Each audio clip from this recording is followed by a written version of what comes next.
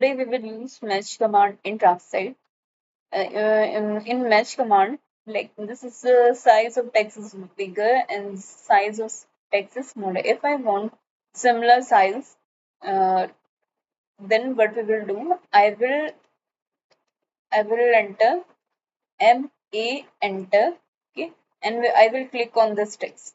The size of text will become similar as this is a bigger size. So size of text will be increased from the small. Okay, and one more thing. If I want to rotate this text, I will enter arrow enter. So here I can see I can rotate this text.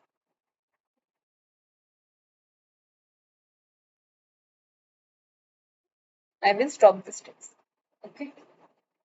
If I want to rotate in 90 degree, so what I will do, I will press F8. So it our text will rotate in 90 degree.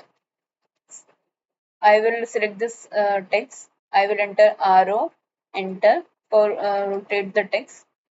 You can see it's rotated in 90 degree. If I will do like this, it will go in that direction.